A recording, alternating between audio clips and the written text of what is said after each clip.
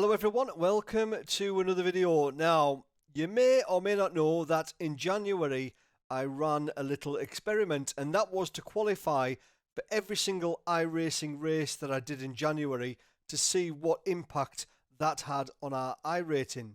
But probably more importantly, would it provide better racing and would I enjoy my iRacing experience more? Well, we're going to talk about that in this video, so grab yourself a coffee and let's go over some numbers.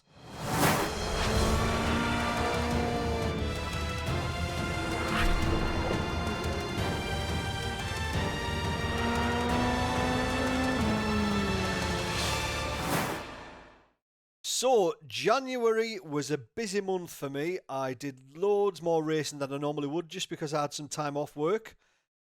So, the numbers that I've got in January, I probably wouldn't get that in any other month. So, we're going to go over some numbers now. In total, in January, I did 50 races in total. I qualified for 50 races. Now, that's a lot. I would never, ever normally drive so much. I think in the whole of 2020, I did something like 200 and something races. So just in January in 2021, done 25% of the races that I did of the whole of 2020. So out of those 50 races, only 18 of those actually made it to YouTube. Now, there's a good reason for that. A few of them I did crash. I threw myself off track.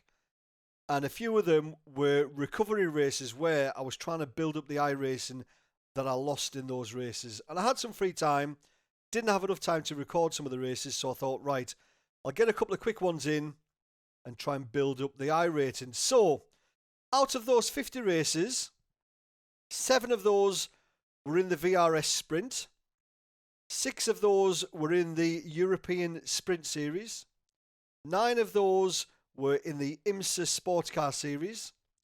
24 of those were in the Fixed Ferrari Challenge. 3 of those were in the Porsche 911 Cup. And 1 was in the Mazda MX-5 Cup Series.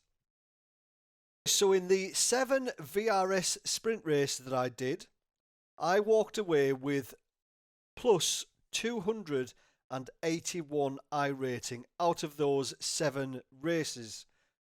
In the European Sprint Series, the 6 races that I did in that series, I walked away with plus 74.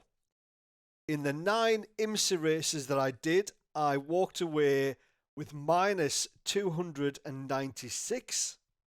Out of the 24 fixed Ferrari races, I walked away with plus 593.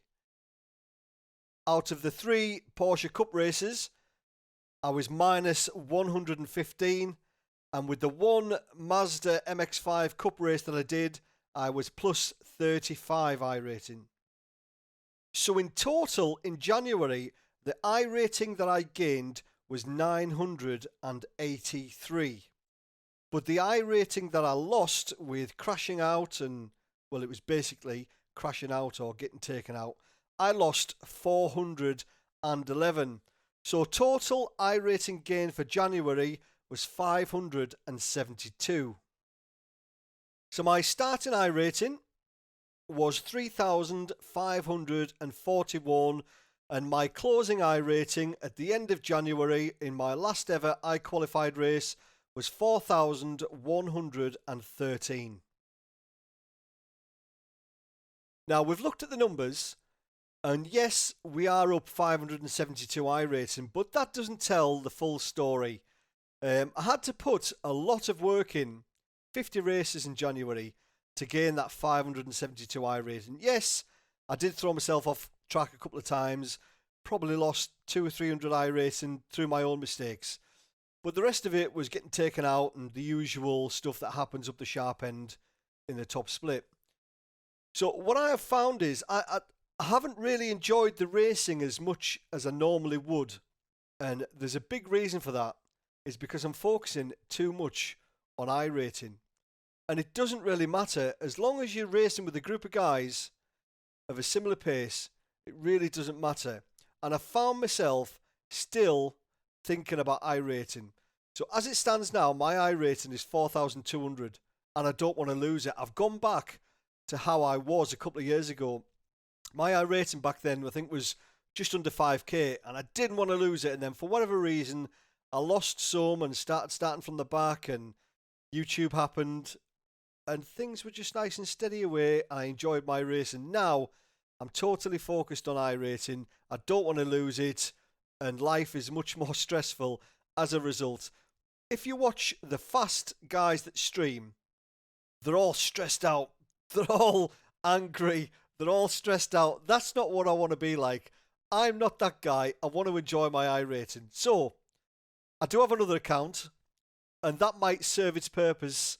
I might be able to start from the back, take those races a little bit more relaxed, and then focus on my main account for my iRating when I do want to qualify, when I want to try and get the best result possible.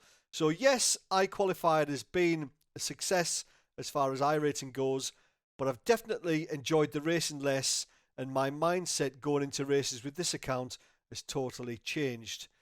So there we go. That's the brief summary of iQualified, the numbers, what I did, how it's made me feel.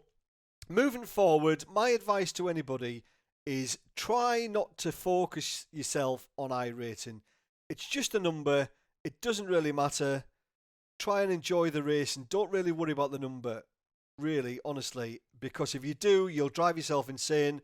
And I'm a little bit there now with this main account. I don't want to drop below 4,200. But I'm going to try to relax. If we qualify well, we qualify well. If we don't, we don't. So there we go. Hope you enjoyed the video. Just a short one. Thanks for watching. Make sure you qualify. See you later. Cheers.